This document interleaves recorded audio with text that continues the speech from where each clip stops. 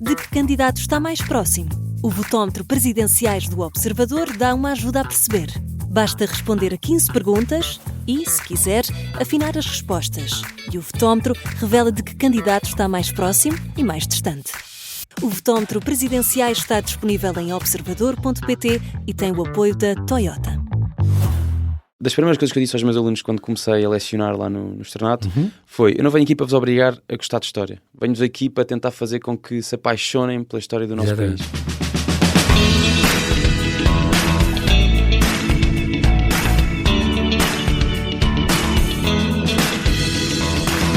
Aos 23 anos, Gonçalo Farland, professor de História, é autor da maior página de História digital do país, Portugal Antigamente, com quase 300 mil seguidores, e que agora sai em livro, numa edição Oficina do Livro. Nesta obra, Portugal Antigamente, uma viagem fotográfica pelo século XX, estão 150 anos do nosso passado comum em quase 200 fotos. Este não é um livro de história, mas um catálogo de memórias soltas sobre o século passado. Pela força das imagens, passamos em revista alguns instantes que, por uma razão ou por outra, fixam uma certa ideia do país ao longo do século XX. Um trabalho sem pretensões identitárias ou revisionistas, que alcança várias gerações e que, sem dispensar a leveza e o humor, reforça os nossos laços com os altos e baixos do século XX português. Olá, Gonçalo, e bem-ajas por ter aceitado este meu convite. Bem-vindo à Rádio Observador. Muito obrigado pelo convite. É um grande prazer estar aqui a falar contigo. Eu vou começar logo por isto. Tens este nome curioso, Farland. Eu fui ver imenso se eras de McFarland, dos escoceses, sim, e não sei o quê, e gaélico, e quer dizer homem de valor, em gaélico, Farland, uma coisa parecida. Mas não, tu foste a correr ver e és Faralães. Sou Faralães, é o nome mais normal. Alentejano, menino do Alentejo, apesar de eu ser muito citadino, menino da metrópole. O urbano, és o urbano, urbano ou depressivo? O urbano depressivo não, por acaso quando estou na urbe sinto-me muito feliz. Mas também gosto muito de ir para a área rural. Sim, mas é engraçado porque tu, com imenso orgulho, dizes: não, somos de Borba, a origem da família. É verdade. O registro mais antigo, quinhentista, é de Borba, Alentejo. Sim. Com muito orgulho, eu adorei isso. Não, mas o que eu mais gosto no meu nome é a evolução mesmo da sua própria escrita. Começa com Faralães e evolui hoje quase para um nome muito elitista. Farland. Exato. Então, e também és Drummond para aí, não? Sou Drummond com 2 M's.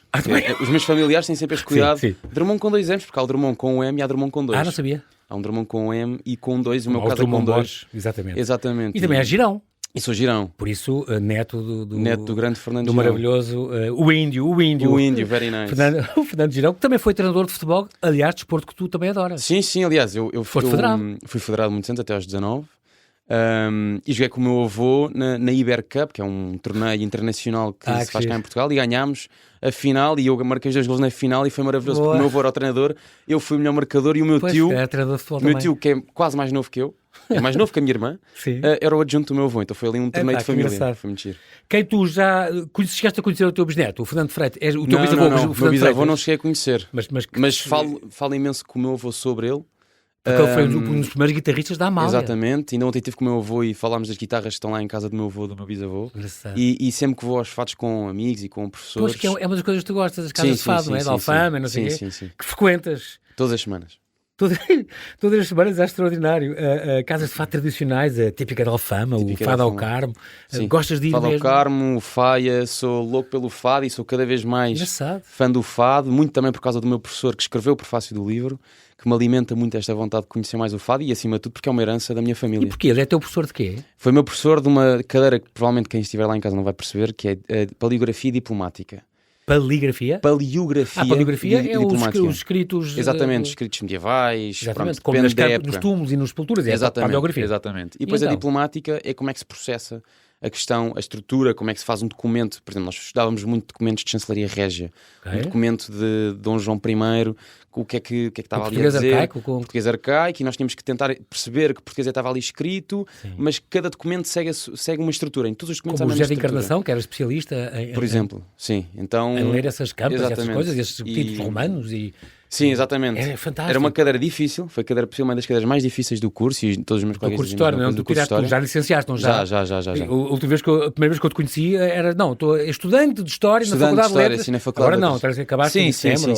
Sim. Pronto. E a partir daí paleografia diplomática. É uma cadeira muito interessante, ainda mais porque o professor fazia uma viagem no tempo completamente. Ele pegava num documento e contextualizava aquele documento no tempo e no espaço. E era uma viagem espetacular. Eu fechava os olhos muitas vezes e imaginava-me naquela situação. E a cadeira era chata, mas tornava-se fabulosa por causa desse conteúdo que o professor acrescentava. Das histórias que... Exatamente. Cá está, dar a história com esse conteúdo. Exatamente, e a partir daí desenvolvi um certo fascínio tanto pelo professor como pela cadeira e desenvolvimos uma relação de amizade que está aqui neste livro agora e que todas as semanas nos encontramos para ir aos fados. Que engraçado. Pronto, então fundaste esta página Portugal Antigamente, está agora em remodelação. O site em si no Instagram é Portugal Antigamente _. Exatamente. Pronto, para as pessoas que quiserem ir e ver. Ainda não tem muitos posts neste momento, mas porque teve um problema, foi hackeado e tal, não é? Sim, foi hackeado, mas... E por isso estás a reconstruir o site como deve ser. Muito bem. Que de facto consegues comunicar a história de uma forma muito acessível e muito envolvente, o que é extraordinário, Gonçalo. Isso é um dom que tu tens. Sim, eu acho que é um dom, mas também é algo que nasceu comigo. Eu fui... Desde pequenino? Desde pequenino, por isso, a paixão da história vem de onde? A paixão da história vem desde pequenino. Por muitos dos locais onde eu passava, que os meus pais ainda mais vivendo em Sintra, um local que tem tantos castelos e palácios. Exatamente. Eu imaginava muito, projetava... Exatamente, o livro começa por aí, pelo Palácio da Pena, 1848. Eu viajava muito no tempo e imaginava como é que deveria ser viver ali há 100 anos, há 70. Sim, incrível. E como é que seria o dia-a-dia. Não tendo o conhecimento que tenho hoje da área, questionava muito os meus pais e tentava ir aos locais. Eu lembro perfeitamente quando ia ao Palácio da Pena quando era miúdo, com os meus pais, ao Palácio Nacional, não com o fascínio, é mágico, mas eu não tinha aquele fascínio de saber as datas, de saber o contexto político, histórico, era mais o que é que estava à minha frente, porque não estava habituado. Eu venho de um seio normal, uma família normal. Que vivências que se passavam exatamente. Aqui. E a partir daí fui alimentando o meu imaginário. Mas lias muito, reunias coisas, não lia vias muito, documentários na televisão? Era isso, eu via muitos documentários, via muitas séries, muitos filmes históricos. E quando fui ficando mais velho, fui, através de muitos amigos e também da minha própria família, fui adaptando um bocadinho mais os meus gostos, comecei a ler.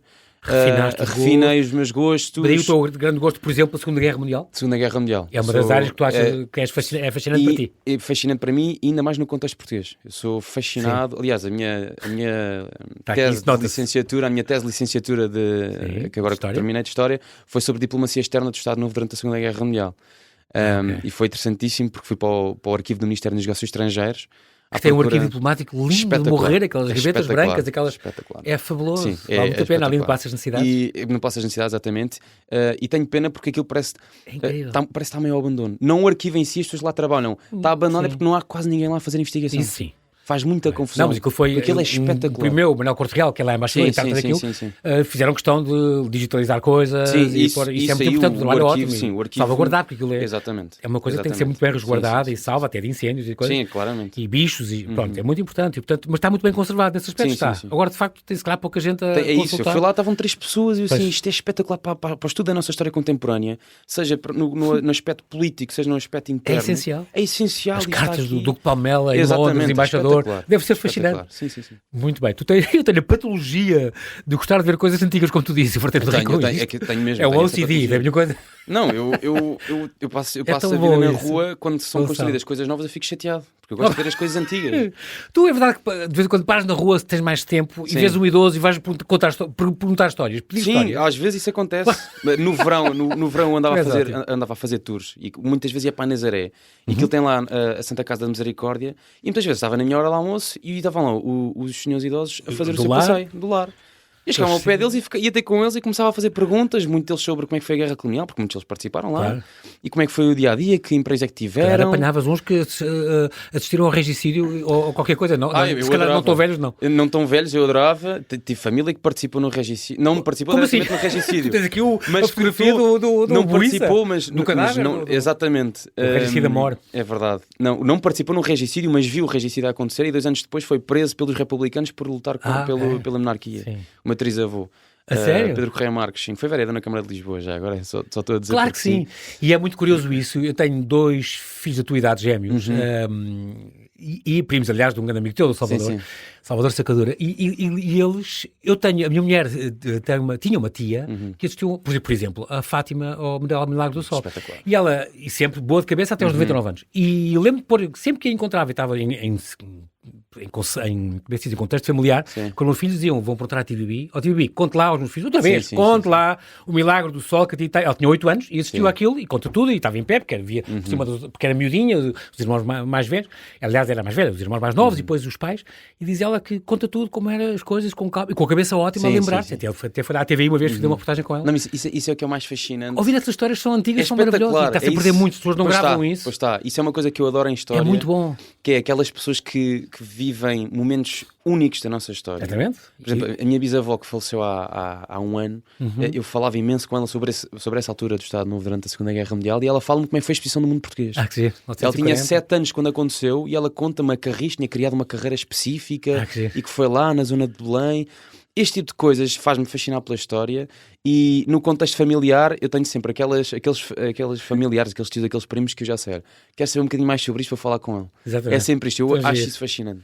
Muito bem, mas ao mesmo tempo não é saudosista, o que é bom e é muito engraçado. Este livro de textos, o Portugal Antigamente, que eu aqui tenho, é extraordinário, porque além de ser, e aqui o parabéns ao Francisco Camacho, teu editor, da Oficina de Livros, extraordinário, que faz um trabalho muito bom, eu gosto muito dele, e de facto deu uma edição de luz, capa dura, as fotografias maravilhosamente todas antigas, só tens para aí umas 9 ou 8 ou 9 cores, o resto é tudo a preto e branco, mas uma restituição muito boa e uma grande qualidade de edição, e isso merece, mas a obra também merece. Completamente. E a aposta num miúdo tão novo como tu, mas a saber já tanto, e ter um livro desta qualidade é extraordinário, foi uma grande aposta. E, de facto, tem este dom da pessoa poder ter estes contextos que tu fazes em cada fotografia são muito importantes, porque não é uma coisa saudosista. Tens imensas com a Mocidade Portuguesa e a expressão portuguesa e o Salazar a abraçar o Franco e umas muito importantíssimas que marcaram a história. É o exercício mais difícil. Mas não dizem que era bom, antigamente era bom, isso é horrível. E, portanto, não digo até porque cada um interpreta a história à sua maneira. Mas é um registro para a história, eu acho. Exatamente, interpreta a história à sua maneira e não me cabe a mim fazer juízos de valor. Apesar de ser o exercício mais difícil de um historiador, que é quando faz a interpretação de um documento, não interpretar à sua maneira, consoante aquilo que pensa. Isso sempre acontecerá. O Rui Ramos sempre acontecerá. Nós diz isso, não se pode ser historiador sem ser revisionista. É obrigatório e a história muda. O Rui Ramos, que a mim faz confusão de tratar por Rui Ramos, foi meu professor na faculdade. No ano passado, então está sempre professor. Está aqui no estúdio aqui ao lado, estou a dizer aos ouvintes, no estúdio aqui ao lado a gravar o resto da história. Sim. Neste momento acho que o Vasco Lourenço, portanto é um programa que irá para o ar também há alguns agora em breve. Aborda as pessoas para ouvir estas histórias e já te compararam com o Germano Saraiva, que é engraçado. Eu fico sempre um bocadinho apreensivo quando comparam o professor Germano Saraiva. Eu não devia, pelo respeito enorme à sua obra. Mas eu percebo a comparação por causa do digital, aparecer em câmara e falar para as pessoas. Porque pôs as pessoas a ler história e a visitar as coisas. Não, eu tenho amigos meus de engenharia, outros amigos de direito, etc, que me dizem, Gonçalo, eu apaixonei-me agora pela história do nosso país por causa de ti, temos coisas tu simplificas. E temos uma história tão maravilhosa. Tu és a primeira pessoa a dizer isso. Que história que a gente tem, estes 9 séculos, são de facto extraordinários. Não, e o livro, de pessoas e eventos. O livro traz uma ideia, traz um complô de fotografias que não é só daqueles factos históricos que nós todos já conhecemos mais ou menos. Sim. Tem fotografias específicas sobre acontecimentos específicos. Eu também achei isto. Achei muito curioso. Não foste buscar a fotografia típica do exposição do mundo português? Exatamente. Mas tenho que fazer uma pergunta. Porquê é que não está a Fátima, por exemplo? Fátima foi uma opção tua? Não foi falámos há bocado e eu depois pensei, espera lá, eu não tinha uma foto aqui de pessoas molhadas na lama. Não tem nada. Dificuldade no acesso aos arquivos. É difícil. Mas isso é em Fátima mesmo, no santuário? É no santuário, está nos arquivos lá. Dificultam uma divulgação sobre... É difícil e... É porque era um luxo estar aqui numa... Sim, eu adorava. Aliás, uma fotografia espetacular. Não me digas que ele é maçom ou que é antigo. Por isso é que eu pensei. Não, mas há uma fotografia... 1917 não tem nada. Sim, mas há uma fotografia espetacular do Joshua Benoliel, lá no Milagre do Sol, em outubro de 1917. Só que era até o próprio Gageiro, por exemplo, que eu entrevistei aqui também, onde tu estás, o Eduardo Gageiro, que nos deixou há pouco tempo, também tem umas das peregrinações e da multidão e do Papa em Fátima e coisas desse género. Eu tinha mais de 300 fotografias e nisso tenho que agradecer imenso o trabalho que a própria Leila e o Francisco fizeram, que foi ajudar na decisão quais seriam as fotografias na seleção. E porque não me lembro, não tenho certeza se tinha alguma fotografia de Fátima, eu acho que não, mas também assim mais antiga, como é uma questão uma questão religiosa. Eu sou uma pessoa católica, devoto, mas não queria trazer... Também futebol, e está lá o Eusébio, exatamente. E os estádios todos. Mas não sei, achei que possivelmente o milagre de Fátima poderia causar algum desconforto a algumas pessoas. Eu não queria entrar por aí. Não sei, depende da interpretação. Calhou. Ok. Pronto, só que eu acho que quando dizes Portugal antigamente e tens 100 anos de acontecimentos em coisas e depois em branco fica aquele, pensei, Mas isto foi muito importante na altura, gosta ou não se gosta, e dá. Até musicais já deu, não é? Claro. Muito bem, professor de História, no Externato de São José, aqui no Restelo, do 7º ano, e é responsável, dizes tu, por promover o interesse pela história nacional e mundial aos seus alunos. Consegues fazer isso bem? Consigo. Então, eu já vi o teu livro, portanto, li-o, e portanto, duas vezes, e portanto acho que sim, consegues. Mas, acho que sim. Mas isso é uma missão muito importante. É muito importante e uma responsabilidade enorme. Porque uma das coisas mais interessantes que acontece agora, desde que eu estou a dar aulas, é os meus alunos descobriram que eu lancei o livro, então todas as semanas eu tenho alunos que vêm ter comigo antes da aula, professor, pode assinar o meu livro. Exato. Todas as aulas isto acontece. Os pais pediram. Exatamente. Não, mas é ótimo, ainda bem. É um exercício muito giro. Mas das primeiras coisas que eu disse aos meus alunos quando comecei a lecionar lá no Externato foi: eu não venho aqui para vos obrigar a gostar de história. Venho-vos aqui para tentar fazer com que se apaixonem pela história do nosso país. É importante. Obviamente que no 7º ano nós estamos a dar um programa crítico ou não do Ministério da Educação, é muito difícil de saber. Pois, e de perguntar isso também. É muito o ensino que se faz hoje e no secundário também. Eu tenho que dar 6.500 anos de história em menos de 50 aulas. Sim. Eu só tenho uma vez por semana com cada turma e 1h30. Então eu tenho que falar. É manifestamente pouco. É muito pouco. E depois eles chegam ao 9º ano com 3 vezes mais aulas de história. E é um boom muito grande para eles. Mas eu sinto que estou a fazer um trabalho bom com os miúdos e puxo muito por eles nas aulas. Eu não é muito daquelas aulas em que estou só a falar. Eu faço muitas perguntas. Eu gosto muito que eles participem na sala de aula, tenham um espírito crítico e façam questões. Aqui também já passou por aqui várias vezes, gosto muito dele, o Rui Correia, que foi o professor do ano também, daquele Teacher of the Year, não sei o quê, que os alunos propuseram e ganhou no país, porque de facto há uns anos... E também tem uma série de livros, os contos arrepiantes da história de Portugal, são para aí uns 6 volumes, muito divertido, e também inventa sempre histórias divertidas e maneiras divertidas de dar a história, e os alunos são apaixonados pelas aulas dele. Eu pensei, um professor de História deve conseguir dar isto, não sempre se calhar era uma grande seca. Isso é o mais importante quando damos história. É o mais importante, é saber dar a história. Eu quero seduzir os alunos para a história mundial e nacional. Exatamente. Isto é uma missão de vida. Eu não lhes quero só meter a informação na cabeça. Os dados, as batalhas, os anos. Pois. Não quero. Eu quero-lhes dar contexto para eles conseguirem interpretar tudo o que têm à sua volta. Falámos também, tu já foste também guia turística e cultural e fazias estes tours por Sintra, Cascais, Óbidos, Nazaré, Fátima e tal. Exatamente. Sempre com foco na herança patrimonial, religiosa e artística portuguesa, que é extraordinária. E por Lisboa, há umas empresas agora que fazem umas visitas por Lisboa, de vez em quando fazes. E se um dia fizeres, é coisa que um dia possas estar no teu Instagram a dizer vai acontecer completamente. Isto, inscrevam-se aqui. Ou... Completamente. Eu já tive quase para avançar com isso. Isso é muito bom. Já tive quase para avançar com isso, inclusive com amigos da faculdade.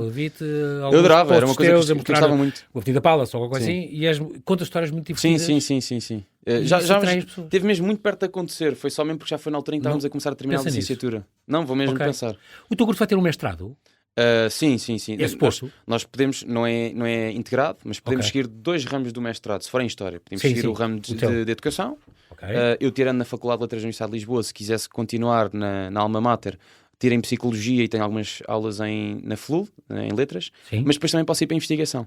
A Investigação, depois temos 4 ramos. Temos a História Pré-Clássica, História Clássica, História Moderna e História Contemporânea. E História Medieval são 5, aliás. Sim. Mas eu quando entrei na faculdade, onde é que tu irás, queria ir para Medieval, sou apaixonado pela primeira dinastia de Borgonha, Afonsina, mas depois quando fui ficando mais velho e percebendo o quão difícil é estudar as fontes, interpretar as fontes na Idade Medieval, percebi, eu sou e sempre serei apaixonado por História Contemporânea. Tá bem. Para mim é sempre Segunda Guerra e tal, por aí fora. Segunda Guerra, Salazar, Estado Novo, sim. Primeira República e Caminhoneta Fantasma. Exatamente. Entre as tuas viagens, quando fazes aquelas viagens como fizeste por Dublin, por Budapeste ou por Roma, também foste sempre com guias que te ajudaram a... Não, Levavas um guia teu? Exatamente, eu faço o meu próprio guia. Okay. Eu fui para Budapeste com 9 amigos da faculdade e eu é que tratei... Malta, vamos para aqui, vamos para ali. Vamos ver aquilo. Vamos ver isto. Outro, exatamente. Exatamente. Pronto. Depois cada um tinha o seu livro-arbítrio. Eu sou a pessoa que faz isso com os meus amigos. Eu sou sempre assim. Para Dublin fui sozinho e foi uma experiência espetacular. Estava muito apreensiva em ir sozinho para Dublin. E adorei a cidade. É uma cidade um bocadinho mórbida no sentido, é muito escura. Muita nuvem, frio, mas eu sou apaixonado. Por exemplo, eu adoro Lisboa como está agora, que é aquela chuvinha, as ruas molhadas, aquele frio. Você vai gostar imenso de Edimburgo, por exemplo, quando fores. Por exemplo, eu adorava ir a Edimburgo. É uma coisa que eu falo imenso com os meus colegas. Gosta, sim, completamente. Entrar na Idade Média, completamente. Em cada ruela e em cada... Eu vou agora para Bruxelas, em breve, e já avisei, tenho que ir a Bruges. Tem que ir a Bruges. E Gant, aquilo está super bem preservado medieval. Sim, é lindo. Exatamente. Vais gostar muito. E também tiveste tu este nave, esta associação cultural, mas que diz que era uma galeria de arte de dia e à noite era uma discoteca. Sim, exatamente. A nave... Isto ia ser muito divertido. Era no Campo Pequeno. Era no Campo Pequeno, mesmo ao lado do Santander, do banco, e aquilo era espetacular, porque durante a semana havia mais dias, eram mais os dias que estava fechado do que aberto, mas quando estava aberto era galeria de arte. E depois, aos fins de semana, à sexta, sábado, tínhamos discoteca, tínhamos festas, em que utilizávamos depois para financiar as galerias de arte e outras iniciativas de artistas emergentes na cena. Pois, basicamente era assim que funcionava. E foi uma experiência espetacular, foi muito bom. E também passaste pela política também, chegaste a trabalhar na tua Assembleia de Freguesia de Algarama e Martins. Algarama e Martins. Ainda foi uns anitos ou não? Foi 2 anos, mas eu não fui a muitas Assembleias de Freguesia, porque felizmente as pessoas eleitas para a Assembleia de Freguesia de Algarama e Martins foram constantemente, portanto eu fui 2, 3 vezes e foi uma experiência muito gira, estar ali no debate político. Deu-te gozo, gostaste? Deu muito gozo, mas agora estou um bocadinho mais afastado, também estou diferente, estou a pensar de maneira diferente, então estou numa altura, estou num período nojo, assim podemos dizer. Estou a tentar perceber o que é que... luto. Sim, exatamente. Muito bem, entre os teus museus aqui em Lisboa que tu visitas, essa parte da história também me interessa, a Casa Museu da Doutora Anastácio Gonçalves é das tuas preferidas? Sim, gosto imenso. Do Malhoa é essa que tem a cerâmica? Sim, gosto imenso de visitar, tem uma coleção fabulosa, mas o que eu gosto muito de visitar também, o meu preferido, é o Museu do Tesouro Real. Do Tesouro, claro. No Palácio da Ajuda, ao lado do Palácio da Ajuda. Fantástico. É espetacular. Sim, e passo lá horas e felizmente tenho uma relação muito boa com o Dr. Nuno Val, que me deixa ir lá muitas vezes, mesmo para gravar conteúdo para Portugal antigamente. Boa. E ver o manto de aclamação de Dom Carlos, Dom João. É espetacular, as joias, está muito bem exposto. Tudo, aquela baixela germânica, a mesa com a animação. Sim, a baixela é espetacular. Vale a pena. Finalmente houve um Museu do Tesouro Real. Sim, as coisas estavam todas fechadas num cofre de um banco e assim, ali estão, e assim é que devia ser. E que o Nuno Galpino Carvalho, meu amigo gemólogo, também diz que estudou todos os joias e todas as pedras que lá estão, diz, não nos envergonha nada com outros tesouros reais que existem pela Europa. Não, fora. Zero, e o nosso, e aquilo só está depois do terremoto. Não, e depois ele disse, eu tenho vários convidados que me falam nisso, depois das invasões francesas, que levaram imensa coisa. O terremoto destruiu a Praça da Ribeira e todos os tesouros que lá tinham. Claro. E as custódias grandes que havia lá também, não sei o quê. E depois do que nós levámos da Primeira República, que deu cabo, o Mata Frades, que acabou com os conventos. Sim. É uma sorte e não temos aquele o que seria nós se tivéssemos o nosso património. Completamente. Extraordinário. Falámos também, uma coisa que também gostas, além é passar pela Alfarrabistas, claro, a Feira da Ladra. Gosto muito de Feira da Ladra. Que aprendi no teu livro, que vem desde 1272, não fazia ideia. Sim, a ideia da Feira da Ladra tem século XIII. Sim, século XIII. É extraordinário. Vou lá imensas vezes com a minha avó. Agora vou mais à procura de vinis. Pois tu estás com uma coisa de colecionador de discos antigos. Uma coisa de vinis agora, gosto imenso de vinis. Engraçado. E descobri há pouco tempo o vinil do primeiro LP do meu avô, de 1976, que é uma coisa ainda espetacular. Muito moreno, e entrou com nu, não digas aquele... Tronco nu, exatamente. O índio. Não é o índio, por acaso. O meu avô nessa altura gostava muito de tronco nu. Mas é um LP que se chama Discretamente. Mas gosto muito de vinis, vou muito com a minha avó. Mas em Alfarrabistas, vou muito à Eclética Alfarrabista, procuro muito. Fica no Lar do Camões a descer em direção ao cais. Já sei. E isto foi alimentado por um grande amigo meu, por 2 amigos meus, o Max e o Povas, que também fazem parte da página. O Max está com o Brasil Antigamente, juntamente com o Ramiro. Brasil Antigamente, portanto, é um site que também é da tua responsabilidade? Sim, é um Instagram que não é da minha responsabilidade, eles é que estão a controlar. E estou muito contente com o trabalho deles. Está com 200 mil seguidores agora também. Está a crescer imenso. Está quase e tenho que dar os parabéns. Sim, está quase a apanhar-me. Deus queira que Brasil vai apanhar, se gostarem muito, vai ultrapassar. Sim, vai ultrapassar e eles estão muito bem encaminhados para isso, mas mantemos sempre o contacto. Mas foram eles os dois, foi o Max e o Paulo que me começaram a incutir essa vontade de ir para Alfarrabistas. E é um mundo extraordinário. E é um mundo extraordinário. E vejo também muito encontras fotos, agora estou a pensar, eu ia muitas vezes, também encontras fotografias antigas. E gravuras antigas, eles têm umas secções. Sim, mas nos Alfarrabistas essa não é a minha principal, não vou muito à procura, porque uma coisa do livro que eu tentei fazer com o livro foi, o livro basicamente feito à base de fontes abertas, que qualquer pessoa pode procurar essas fontes. Portanto, hemerotecas digitais, exatamente. O arquivo do Gulbenkian. Sim. Arquivo Municipal de Lisboa, do Porto, Centro de Fotografia, exatamente. Holandesa também. A Fundação Mário Soares. Sim. O Arquivo Nacional Holandês. Tu és muito respeitoso nisso e eu gostei muito disso. Todas as fotografias têm ao lado quem é o fotógrafo e onde é que está. E no fim tens uma grande bibliografia a dizer de onde é que são as fotos. E aí prestas uma grande homenagem também aos nossos grandes fotógrafos. Não, isso aí é obrigatório. Se não fossem os nossos... O Joshua Blaniel, os primos Novaes. Que são fotógrafos espetaculares que nos permitem ver o nosso Portugal que os livros jamais vão conseguir mostrar. E este livro, acima de tudo, é uma homenagem a esses fotógrafos, e o pormenor específico na última página das fontes todas das fotografias, porque muitas das fontes que eu ia à procura, as fotografias está neste arquivo, mas neste arquivo aonde? E aqui no livro a pessoa sabe em que arquivo é que está, em secção e em caixa. Exatamente. Que é essa questão, exatamente. Ou seja, dá início à sua própria investigação, porque este livro é uma fonte aberta. São fontes que qualquer pessoa pode ir à procura. Muito interessante isso, é engraçado. E depois filmes clássicos também gostas muito. Falaste do Barry Lyndon, que eu achei um livro que eu amei. Este filme, que fez 50 anos este ano, aliás, que teve 4 Oscars, do Stanley Kubrick, que é um filme extraordinário, este filme histórico, passado no século XVIII, com mais de 3 horas. Hoje seria difícil as pessoas gostarem muito, mas é de facto um clássico. Filme espetacular. É um filme espetacular. E tu gostas de coisas históricas, portanto, irias gostar muito do Barry Lyndon. Uma grande história, um grande filme. E depois às vezes andas aí de bicicleta elétrica por Lisboa, com os telefones. É das minhas coisas favoritas. Adoro. É das minhas coisas favoritas, que é sair da faculdade, ou estar em Lisboa à noite, ou durante o dia, meter os meus fones, a minha musiquinha a dar, e só andar sem rumo. Não sei para onde é que vou, mas vou com a bicicleta para algum lado. É das minhas coisas favoritas, é quando me sinto mais em paz. Muito bem, este livro cá estou, eu tenho na mão, Portugal Antigamente, uma viagem fotográfica pelo século XX, uma edição da Oficina do Livro. Gonçalo Farlands é o autor, está aqui comigo. Tem uma foto de capa muito forte, estes 2 miúdos descalços. As pessoas acho que não notam muito tão descalços, mas estão ardinas, miúdos, novinhos, com tudo o que isto revela. Isto nem sei de quando é que é a foto. Do século XX. Pronto, 1900 e muito pouco, a fumar, acho que é de 1900 até, diz na legenda, 1900. A fumar os dois, dá-me lume, chama-se a foto, sim, dá-me lume. O trabalho infantil, tudo que isto mostra, revela tanta coisa. Esta foto é tão forte, logo a abrir. É fortíssima, e dá para perceber qual era a posição da criança no princípio do século XX em Portugal, que não havia criança. Há 120 anos, exato. A questão de o que é ser criança não existia nesta altura. Há uma fotografia que eu tive quase para colocar no livro de várias crianças, que hoje são crianças, mas na altura eram adultos, nos calabouços em Lisboa. Que era uma coisa normal. Presos mesmo nos calabouços, penduradas nos arames, ali com as pernas e os braços de fora. É uma fotografia com um impacto fortíssimo, porque nos permite perceber qual é o papel da... Exatamente. Qual é o papel da criança na sociedade. Aqui descalços, que até aos anos 40 e 50 era normalíssimo. Exatamente. A minha avó, que é de 57, lembra-se perfeitamente de ver ardinas em Lisboa. Exatamente. Engraçado. A ideia deste livro nasceu-te durante a pandemia. Aliás, o teu site apareceu durante a pandemia, não foi? O Instagram surge durante a pandemia. Este Portugal Antigamente. Exatamente. Assim. Dando uma continuidade a uma procura que eu já fazia diariamente devido à pandemia, estar em casa à procura de fotografias. Exato. E depois comecei a partilhar nas redes sociais. Chegaste quase até aos 300 mil seguidores nas tuas redes todas. É verdade. Só no Instagram 228 mil, é brutal. Sim. E a primeira foi a Estação de Rio de Moura, era a primeira. Estação de Rio de Moura em 1985. É uma fotografia espetacular. 40 anos. Uma fotografia muito boa. É muito engraçado isto. Tem a vantagem do site, é que permite comentários, não é? Que sim. O livro não o permite. Apesar de teres tido bom feedback, sim.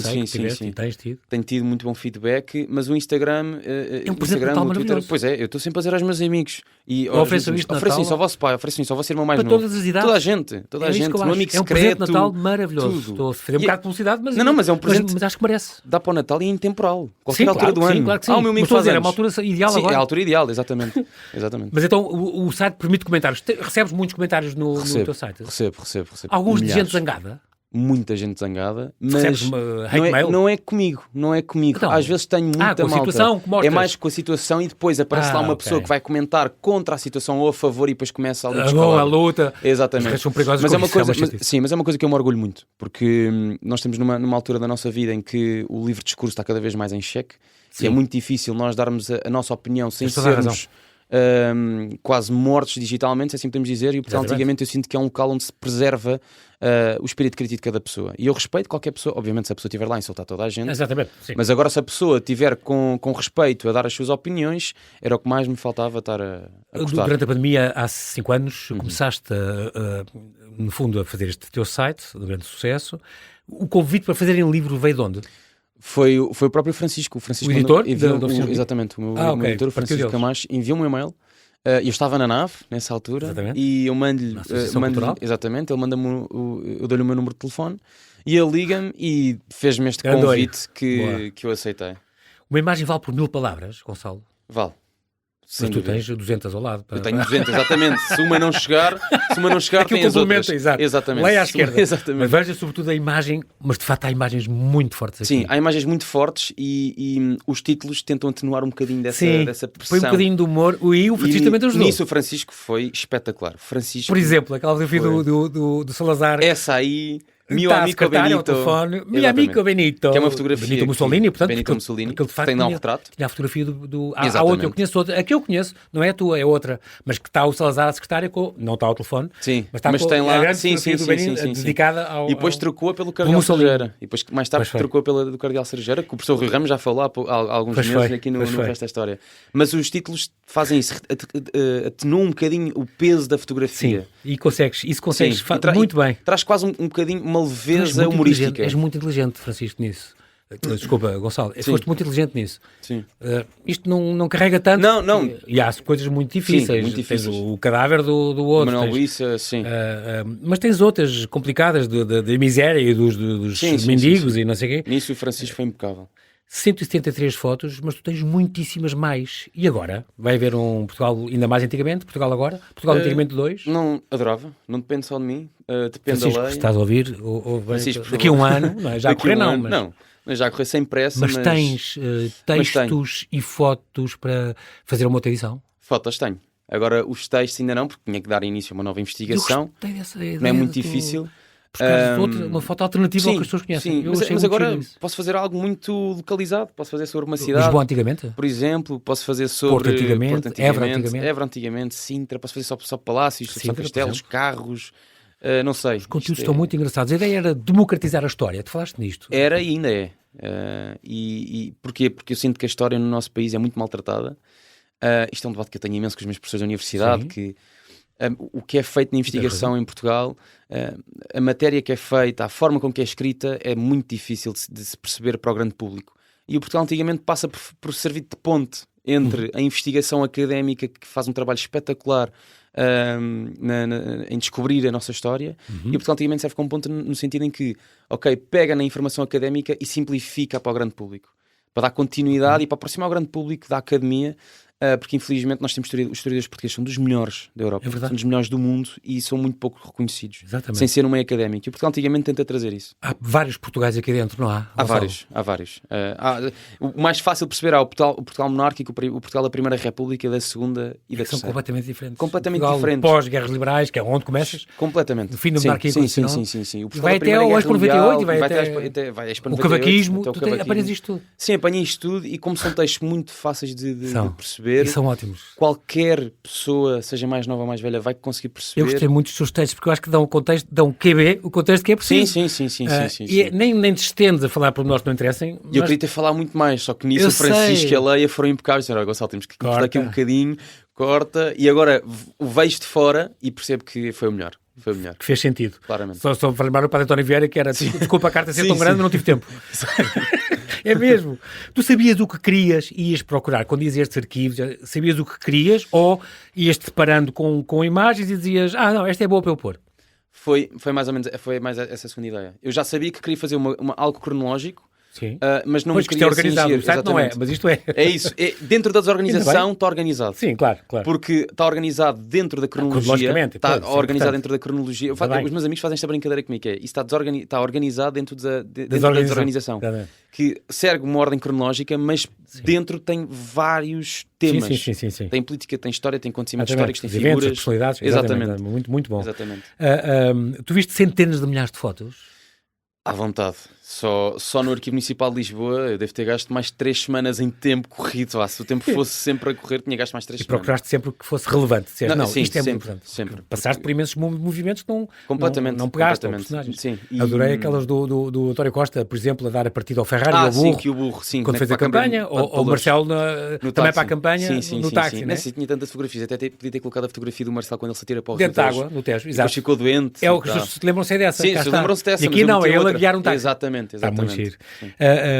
Diz-me 3 ou 4 fotografias tuas preferidas daqui. Gostaste muito de encontrar e de escrever sobre elas. A minha fotografia favorita é a do Rolsonado. Que está dentro da Ponte sobre o Tejo? Está dentro da Ponte, ele está numa sarjeta com a cabeça de fora. E era para ser essa, agora estou aqui a fazer uma curiosidade sobre o livro, era para ser essa a capa do livro. Só que devido ao formato da fotografia não deu para fazer o upscan, porque ela está em formato 4x3, acho que é assim que se diz. Sim.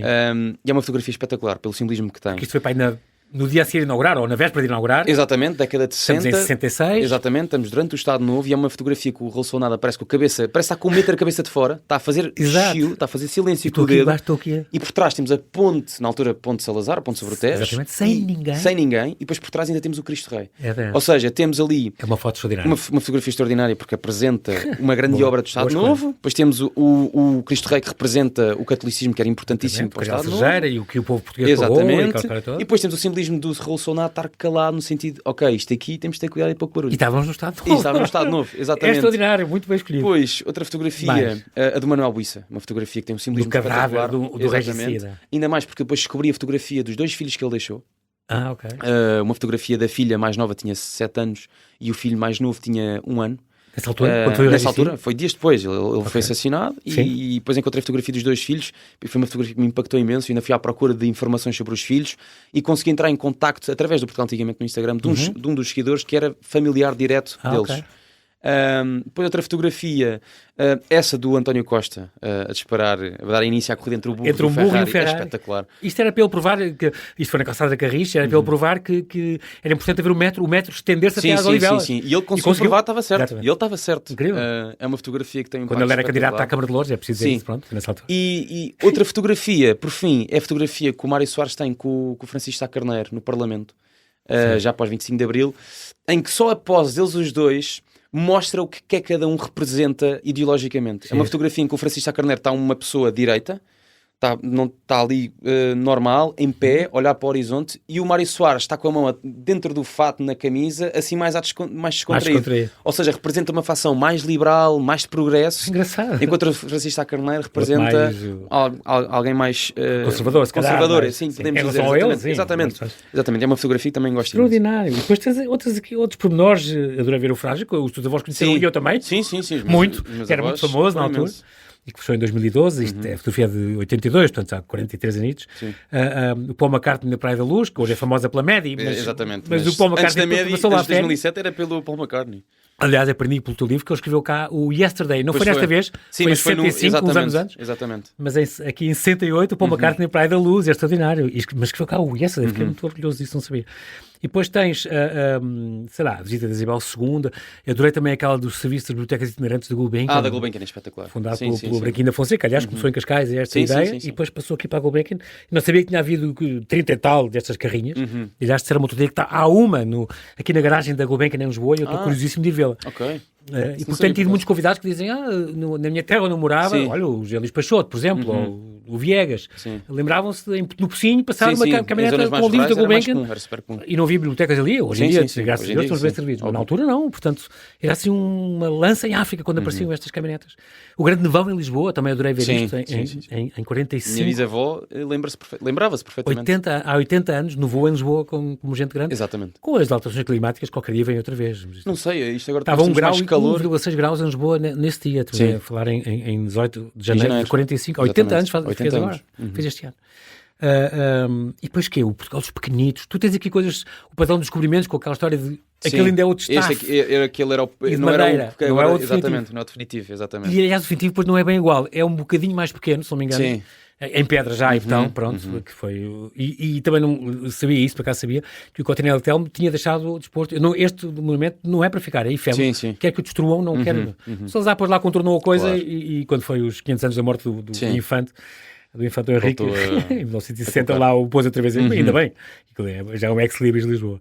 E a estátua também, gostei mesmo da Ponte de Dom Luís, que não é Ponte de Dom Luís! Não é Ponte de Dom Luís. Aliás, eu descobri isso porque uma vez estava no Porto e coloco uma fotografia e meto a localização Ponte de Dom Luís e bem, tenho os portuenses logo. Todos em cima. E bem, com todo o direito. Não é Ponte de Dom Luís. É Ponte de Luís primeiro. Ponte de Luís primeiro. Porque o rei já tinha-se recusado. Supostamente, essa é a lenda, que o rei Dom Luís não compareceu, então eles chateados. Na inauguração, então eles chateados, os portugueses chateados tiraram o dom. É extraordinário essa história. Exatamente, é extraordinário. Nós temos coisas tão divertidas e aqui mostras tantas... Isso é tão bom, Gonçalo. Eu tentei trazer um bocadinho dessas curiosidades, um bocadinho desse...